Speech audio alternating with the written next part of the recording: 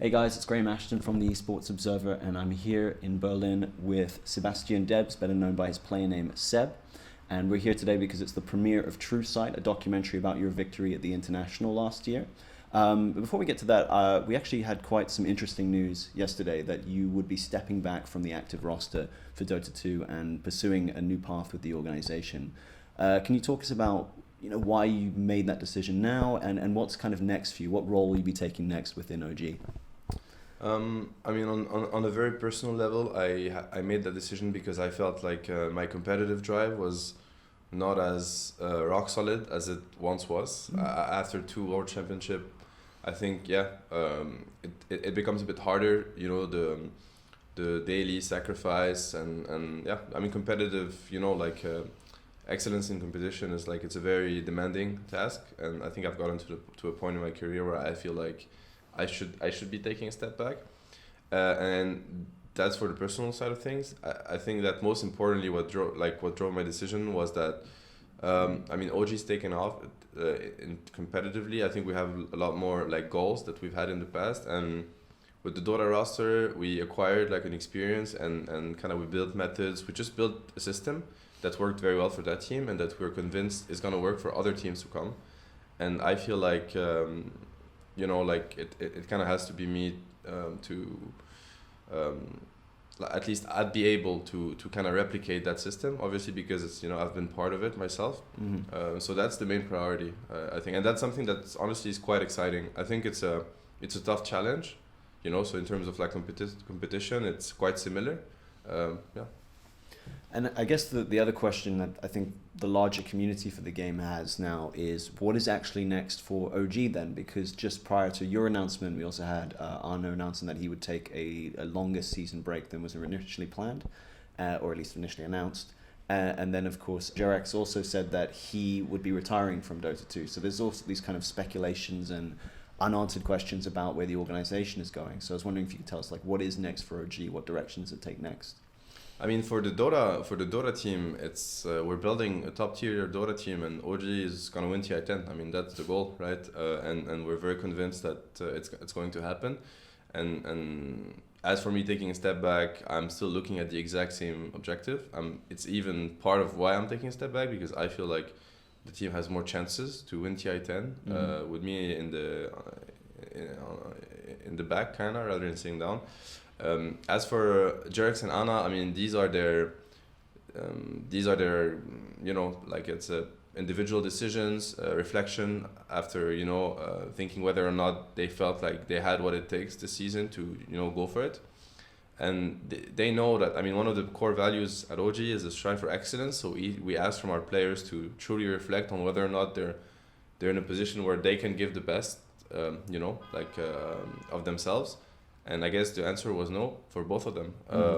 So right now, which we're totally fine with, I would rather have players have the maturity to put some distance with where they are at competitively, than players that are just gonna blindly run chase something that they're not in a position to acquire. So we're building a top tier roster. It's gonna be announced. The announcements are gonna start tonight at True Sight. And then tomorrow, because we have the OG night, and 2020 season is gonna be super exciting for OG Dota, and now we also have a top tier a tier 1 CS:GO competitive team, so there's that too. I mean, we're just looking to assert dominance in the games that we're at. We're gonna try our best to make that happen with the players, with the staff around them. So that's what's next for OG. It's just more titles. Yeah, I guess what gets missed with Dota is, even compared to other games like League of Legends, playing that game competitively, especially going for a TI every year, it takes a huge emotional and just physical toll on you. It's different to say in something like tennis, where it's I win Wimbledon one year and I'll go back the next year and the next year. I think with Dota, I mean, you guys are the only ones so far to have become back-to-back champions, but the idea of doing it for a third time is actually not really in the cards, because it is such an intense game. Yeah, I think it's very different for everyone, right? You'd have No Taylor or Thompson that I really respect for that. the drive is intact. You know, like I can see it in their eyes. Like when they're looking at TI10, they're dreaming about it, just like they've never won it, or they're looking at the three-peat. Like whatever. Really, I guess it's different for everybody. At the end of the day, some people might look at different things. Some people stay focused. Yeah. But there's this thing with Dota where like the season is built in a way where it feels like if you're not winning TI, then you're a loser. That's kind of what it feels like. There's a lot of things that, you know, I mean, it's Dota history first. Like at the beginning of the competitive journey in Dota, it was really a case of winning TI or kind of dying. You couldn't sustain as a competitor if you weren't like placing well or doing well at TI. So there was that, and then this kind of built into like mindsets and mentalities where people, I don't want to say they only respect TI wins, but there's that sense in Dota. It feels like, you know, there are the teams that want TI and then the other teams that are trying to win TI. Yeah. There's no middle ground. There's no like good teams. You know what I mean? There's this sense of, whereas I feel like in CS, for instance, there's a lot of like emphasis put on certain tournaments, and you don't only hear about majors. Of course, majors are a big thing, and it's probably what matters at the end of the day. But you could have a team that like, you know, dominates like the entire season without actually winning the major, and people still look at them as being very successful. In Dota, there's no such thing, I'd say. It's hard to kind of pinpoint why it's like this, but yeah. Therefore, yeah, it becomes a very grueling thing because honestly, you're a loser 99% of the time, except when you win TI, you know, and then you become something relevant. I definitely wanted to get your opinion on where Dota is right now. You know, it's made good strides over the years, you know, moving from the kind of biannual major system to actually having several tournaments. And as you said, it is a bit strange that you could win a lot of those tournaments, but really it's still TI that matters, whether that comes from the prize pool or just, you know, the history behind that event. But, you know, in general, like, where do you feel like in 2020, 2021, the kind of ecosystem for Dota needs to move towards? You know, does it need to change that model where we do have, you know, an equivalent of, let's say, an ESL 1 Cologne in CounterStrike? We can get that in Dota, where it's not the be-all, end-all tournament of the year, but it's still one that every team will want to go to, regardless of how they can, what comes after it. Yeah, I mean, it's just really hard. I've been thinking about it myself. I don't think I have a clear solution because we've had these big tournaments in Dota. Like, they happen. We have the majors. I mean, some majors are incredibly competitive. Like, the floor of teams is, the competition is at its highest. The whole prestige of the major, the way it's, you know, organized, all of it is there, really. The audiences, like, some of them, you know, they happen in these stadiums and wherever, like, around the world, Asia, United States, like, it's packed. It's there, but you don't get that TI vibe. And I think it's mostly a mindset thing where, like, people just know that TI is TI. You know, everybody knows about it. So therefore, there's this tension. You know, pre-TI, when it happens, it's different. And I don't get that vibe from any other esports tournament. Like, it's very weird. And honestly, I think the only way to deal with TI is to remove TI. But then if you remove TI, then what happens? Yeah. Is it a good thing? Is it a bad thing? Honestly, I don't know. I just feel like I don't think anything can really overtake TI or kind of remove, rebalance the season because of now it's more of history. You know, it's like. And don't get me wrong, I think every esports sport or competition needs that one event per year, whether it's like Worlds in League of Legends and weirdly Counter-Strike has been able to do all right with just the two majors. But yeah, I mean, never get rid of that one anchoring tournament, but maybe it's a case because the other majors maybe move around and there's never one that sticks in the same place for a lot of years. True maybe that's one part of it. No, definitely. Then, I mean, now that you say it, it's clear to me. I guess the focus has to be on how to, you know, like build up what's it called, the reputation and the prestige of these majors, kind of more than looking at rebalancing TI, dragging TI, and you know, towards these. Yeah, definitely. I mean, having them in the same location. I think, like, at least as an esports fan myself, I guess, like history or stories are what really, you know, like interests me and catches my attention. So when I hear about the fact that this tournament happened 6 times and, you know, this team won it once and whatever, like, or, you know, the rivalry is building up. So having that sense of stability, I guess, is what's the most interesting. Obviously having it, you know, everywhere around the world, there's something really cool about that. So that every audience gets its fair share of. Sure, yeah. Yeah, I mean, that's cool. But at the end of the day, I think building stories, it's not even building stories, it's just telling the stories that are happening already. I think that's probably where the focus should be. And from a team perspective as well, you know, how sustainable do you think the scene is? Now, OG is a really unique entity, I would say, not just in Dota, but in esports in general. Like, you as a player are also a co-founder and a co-owner. You take a managerial position to an extent, and you're also heavily involved on the content side. It's you don't see many teams like that throughout esports, and you've obviously been successful with your competition victories. You've built up this brand. You have these long-standing partnerships with SteelSeries and of course Red Bull. But in terms of other teams, you know, entering or trying to make their Dota roster a sustainable part of their team organization, you know, how easy do you think it is right now, and how easy could it become moving forward? I mean, it's. I don't think it's easy, to be honest. For us, it's been quite hard. Yeah. It's been hard in the sense that, I mean, it's something that we really enjoy doing, but at the same time, some things just get in the way. It's like it's you want to be able to focus on the competitive side of things, obviously. So there's that. As for me, I took a step back also because I really want to be able to be there when as OG is shaping up and keep growing in terms of what we're able to do, how many players we're able to really push to become the champions that we see in them. And in that sense, you kind of have to take a step back to, I mean, we have great people at OG that are working kind of back office or I think you told me when we had our previous interview that it was about 25 or so people. Yeah, right? I mean, it's like there's so many great people, but when it comes to the competitive side of things, I feel like it has to be. I mean, I say but honestly, it's like all of us, and I think these people would agree that it has to be driven by high-level competitors, because I think breaking down what esports competition really really requires, I think it's a tough ask. I wouldn't be able to do it if I came from outside esports, and at the same time, so it's about finding the right balance, right? Because I do think you need people from outside esports having a fresh look on things and a critical approach on, okay, this doesn't work, this works, but these people also have to be humble enough to also just embrace how esports functions, because it's different. You can't just replicate what happens in sports. At least that's not our belief. So in that sense, we're really trying to protect what we like in esports, which is the initial connection of how these tournaments happen, the proximity with the fan base. And all of these, we look at these things kind of fading away around us, and we really want OG to kind of be honestly, sometimes it feels like we're the last man standing. We don't want it this way. We want it to just be something common to esports.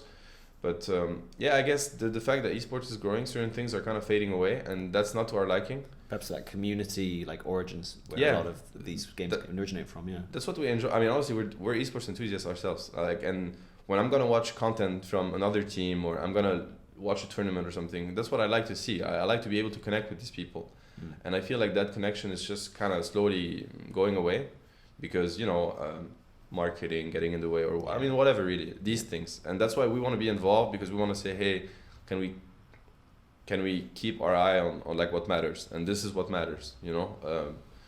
It's and I say it's a challenge, because the thing is, there's this global movement of what's being done and the trends, and you kind of feel like if you don't follow the trend, then you're gonna be left behind. Kind of, you're not gonna be part of the cool group, but it doesn't really matter. I think we're just and the move to go to CS:GO, that's OG in a nutshell. It's it doesn't matter what looks smart or business wise. I mean, we of course we're looking at these things importantly, but we want something to also weigh in the balance, which is we want to look at, for instance, games that we truly believe in from an esports perspective, games that where the community has a big say, in which tournament games that are really competitive, that are open circuits, what we believe is esports DNA and what we enjoy, kind of, because at the end of the day, it's also about passion. It's mainly about passion, and then it became something that now runs our daily life, but those things are really important. We just try to find a smart balance between all of this, and we believe that people are, and what we see is that people also see that, and they appreciate that, so then it keeps us going, pretty much. one of the things that makes Dota 2 quite unique is it's probably an esport that gets the least attention from like kind of an outside mainstream audience. You know, you look at publications are constantly writing about League of Legends, Overwatch, now Call of Duty, to an extent CounterStrike, but not so much. But Dota 2, I mean, obviously, you know, you're seeing big brands get involved. You know, ESL's been able to get Mercedes-Benz to be a long partner for its Dota 2 events. Obviously, you had the Disneyland Paris major last year. But otherwise, you know, it's remained kind of an esport specifically for esports fans. In fact, the only time it ever gets any kind of outside attention is due to the prize pool of the international. And do you think that's really the direction it will continue to go? Or at some point will it have to kind of open up the floodgates, as it were? I think, I mean, it's a lot about Valve's approach, I guess. Yeah. Whereas, like, I look at Dota as being totally organic. Like, every time somebody talks about Dota, it just happened organically, because Valve doesn't push at all. There's a lot they could be doing, I think, but from my understanding of it is that they don't look at themselves being like esports promoters, or like they're like, they're game designers and they want to keep kind of doing their job, whereas I guess Riot has a different approach where like they totally embraced esports and it's like a business to them. Sure, yeah. I guess for Valve it isn't. Their business is you know, building games and creating the greatest games that they can, and I think they're doing like a great job at it. Like, honestly, I think Dota and CS:GO are, now from a gamer perspective, like true gamer, I think these games are like the best games around, like, at least to me, in terms of how subtle, how complex, how, like, all of it really, how balanced, like, yeah, anyways. But the downside of that is, it becomes like an esports for a very niche audience, perhaps. So I think, and that, I think that if it's not hurting the games and their development, I think it's hurting the potential. So in that sense, I think it's a shame. So there should be more that should be done, making these games more accessible. Probably communicating better. At the same time, I'm looking at, you know, like, sometimes I was watching Words, obviously, and to me, we're going away from what I liked in esports initially, what I liked about, you know, internet, the fact that it's open, you know, like, it's something like I can just sit down on my computer and watch a tournament. Now I'm hearing about, you know, like, business partnerships. At some point you're gonna have to pay to watch these games. That's how I feel. Like, it's going there, because they're looking at how to maximize their return on investment, I guess. I mean, that's my read on it, right? And that kind of saddens me a little bit, because I think the grassroots and what makes esports successful and what makes esports a win-win for everybody involved is kind of protecting that DNA, that spirit of, and I think that's what's really cool about it. It's just one of the consequences of growth, really. At some point, I guess, but at the same time, you want to ask yourself, like, is it really? Aren't there other ways, like innovative, disruptive ways to make it work? Even though, you know what I mean? Because I guess we're looking at a model and we're like, that model is bigger and therefore more successful, so we have to kind of replicate it. But I think esports is meant to be different, and certain things are meant to be different. So in that sense, I wouldn't really agree on that approach. But it's a long way to say that I think Valve should do more, though, when it comes to promoting Dota, promoting CS. Whether or not they will do it, I don't know. Maybe one day they'll find somebody that they feel is suited for doing so, because they definitely feel like they don't want to do it. Yeah. I mean, I was going to use this as the segue into CounterStrike, because that's a game where typically in sports you have the kind of, you know, the federation model. You have one organization that basically assigns the rules and structure for a sport, and CounterStrike is the most interesting esport in that regard, because it's a completely lawless environment, and so what you have is a lot of different tournament organizers trying to take their control of the space, and right now that's really coming to a head, and we're only in January of this year, because as Valve really very rarely steps in to Counter-Strike, it's getting to an interesting point. So, you know, obviously on Friday ESL made a very controversial decision to restructure the ESL Pro League, meaning a lot of teams who were qualified for it have dropped out. We know that in the coming days this B-Site project is going to go live, and we're going to see how that disrupts the industry. Obviously, as a group that just came into Counter-Strike and put together your team only recently, and are starting to become part of this, what's your kind of take on where Counter-Strike is, and do you think that this will be a good year for the game in terms of getting into a more stable position, or is it actually, you know, still going down the wrong path? No, I think I wouldn't say it's going down the wrong path. I think overall, even though right now we're kind of in the middle of the storm, so it's a bit hard to really get a good grasp of what's going on. Yeah, there are a lot of different initiatives, and I think nothing's set in stone yet. It definitely feels like it's all up in the air, and that it's gonna take, I don't know how long it's gonna take, but it's gonna take some time to settle. I think it's still like a healthy change, so that the priorities are, I don't want to say they're shifting, but there is some collective, people came to realize that you have to build a healthy ecosystem for every actor that's involved, right? Which means players, editors, organizations, TOs, like all of that has to make sense, and kind of everybody has to sit down around the same table and find a proper way to build it, because we're still, I'd say that in the sense, like, Dota, CounterStrike, like, since it's all been truly organically built, like it just happened, which is a very cool thing, because I think it's very pure in the sense that people really get what they want, because that was the main motivation. There was no like inflection or anyways, nothing was forced onto the audiences. It was mostly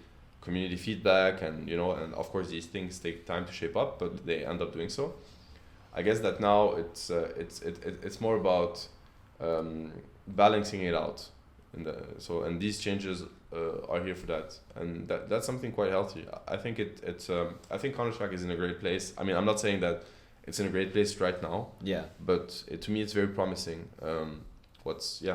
All these discussions that are happening, I think it's promising. It's very much primed for growth, despite the fact it's not one of these esports that's getting a ton of funding from sports teams and outside ventures. Yeah. Just to talk a bit about, like, again, OG as a company and as a brand, building it up. I mean, one thing that really interested me is when we had these announcements over the last few days of the player moves, you took a kind of half sad, half comedic approach to it, with the kind of the Avengers style images of you guys fading away, and there's each message obviously came with like a direct statement from you to the fans, and you guys are very involved in the content, and we've talked a bit about like what you wanted OG to be, like this very community grown thing. What is your kind of philosophy on actually building an esports brand and actually building one that can continue to resonate with fans even after the players have left? Because I think that's still one of the big things about esports, is fans are very much attached to the players and the rosters rather than the brands that they stand behind. Well, I mean, our approach within OG is, first of all, we want players to also be attached to the brand, and I mean, the brand isn't something like vague in our eyes. It's the brand is like that, additively, all of these profiles that contributed and are contributing to what OG is. OG is not, I mean, OG is, it's abstract. OG is nothing. Yeah. OG is, it's the fans, it's the talents that were in OG, are in OG, are going to be in OG. It's the achievements. That's what OG is. So in that sense, we never want to lose that connection to what it is and what it's going to become. And that it's meant to improve, evolve, whatever. And that's cool. That's exciting. I don't think we don't really have, we want to build it this way. We have certain values that we're very attached to, and that we believe are just gonna organically shape up what it's gonna become, in the sense that it's really important for the players, and I mean everybody really, the staff around the teams and people that are just working at OG, to be mindful of what esports is and what really matters, and that connection to the community. It's something that, I mean, you hear that all the time these days, right? Because I don't know, people probably identified it as being like a nice way of promoting your brand, but for us it's different. It's like, it's truly what we believe. It's like, it doesn't make any sense if you lose that connection to the fans and the community. Then I mean, what's the point of all of it really? It's just a group of people sustaining themselves. Like, it doesn't make any sense, and then we also totally lose interest in what's going on. So in that sense, so content has to be, it has or it doesn't. I mean, for instance, you had the Anna announcement, and he did not feel like shedding more light on his move and how he felt. Then right. We want to keep that open, Sure. right? Because that's who he is, and we don't want to build him into like we don't want to push him into being like, you know, this guy that's gonna be very outspoken. And I mean, he's not that guy, and people like him because of that too. They just, you know, genuinely want the connection to Anna. I'm a guy that likes to, you know, share thoughts with people, so therefore I do so. So we're just trying to keep that freedom. I think you have competitors in sports and personalities, and I think too often the two get conflated, right? Exactly, right? And we're trying to respectfully draw the line and be like, this is when, and we don't look at it as being something. I mean, some players don't like to promote themselves so much. They're not looking. I hear a lot about, you know, oh, but esports is growing, so players have to understand that they need to promote their own brands, and they need to do that, and they need to do that. I mean, I get where this is coming from, and of course, you know, from OG's perspective, it's much nicer when players are doing all that promotion and are very, you know, aware of that. At the same time, as a fan, I don't enjoy it when I feel like, I want to say that I'm getting bullshitted. You know, it's a bit, it's not like that, but sometimes you appreciate all types of personalities and profiles. Some people are less introverts, some are more, and that's cool. You know, like I used to be introvert. Now, you know what I mean? Like that's totally cool, and I think it's pretty healthy to just put it as it is. Like you don't have to, you know, fake it. Yeah, it's the other interesting side of this is now you're seeing the kind of bigger rosters in Dota form their own organizations and their own brands now. So we obviously had Nigma announced just before Christmas. That's the Team Liquid roster that has now gone their own way. And just yesterday we actually had the announcement from Dendi that he's going to form B8, his own organization. And again, like, do you think these guys will kind of take a similar approach to you, or do you think there's going to be a lot of different? It's going to be an interesting time for experimentation within Dota. Yeah, I mean, I don't want to sound like too self-centered when I say that, but I definitely think that they were motivated also by what OG became. It's for sure something they were looking at. At the same time, I mean, I wish them all the success, like, and all the success in building, you know, like their project exactly how they want it to be, so that, you know, they'll find like, I mean, they'll be able to strive within that. At the same time, I think it's a tough challenge nowadays, and as time goes on, it gets harder and harder to truly have that, that opportunity to, you know, like there's less and less space within esports, I feel. I'm not not when it comes to, you know, kind of communities and talents and whatnot. It's more about, you know, kind of leagues shaping up and whatnot. Then it becomes just harder for people to find their own their own space within the ecosystem. At the same time, I think this is meant to change. It's not meant to be like this, but right now I feel like the trend is like that at the moment. It also says probably something about the fact that these groups of players or talents, they didn't find like a home that suited them. Yeah. So I think if anything, it should be a reflection for the existing orgs that, you know, if that happens, it means we're doing something wrong.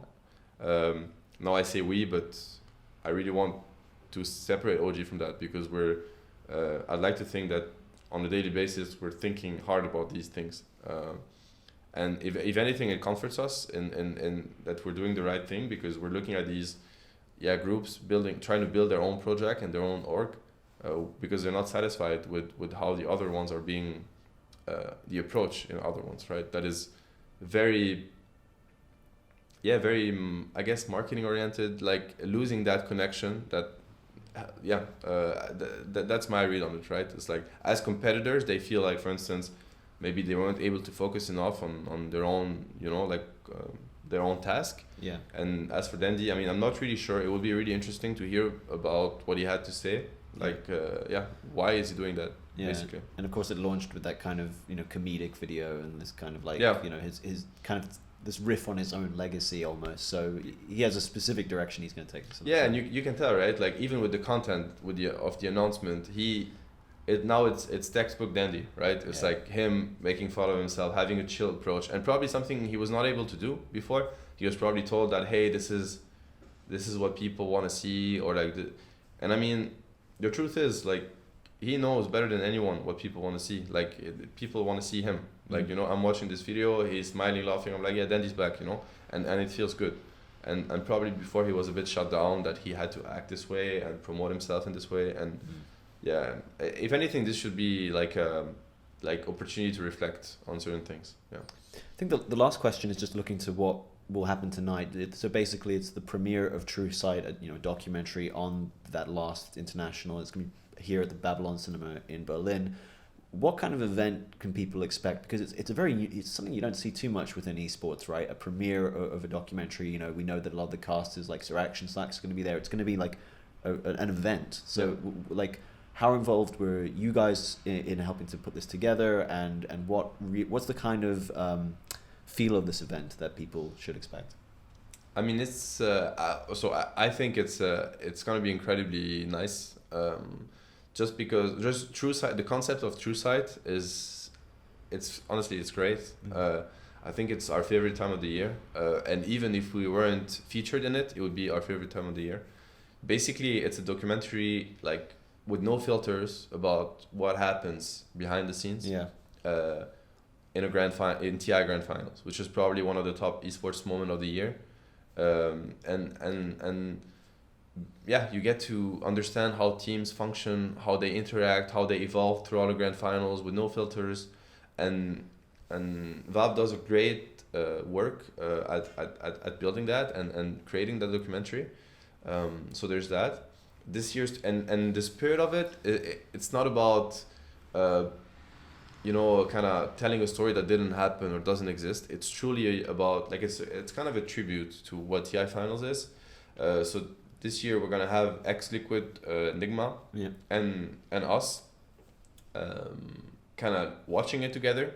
We're gonna be debriefing it after together too, which is I think a really cool thing to have. It's always been a dream of mine as a competitor to be able to pick up my opponent's brain and be like, yeah, why did that happen? What did you guys think?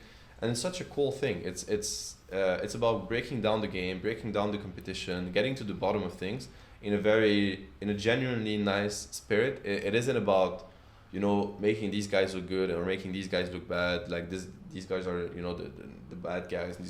It's all about kind of enjoying that together, and pretty much commemorating what TI9 was. I'm really looking forward to it, and I appreciate the chance to speak to you before and go in depth on a few topics. And of course, I wish you and the rest of OG the best of luck. Thank you very much. Ahead. Cheers. Awesome.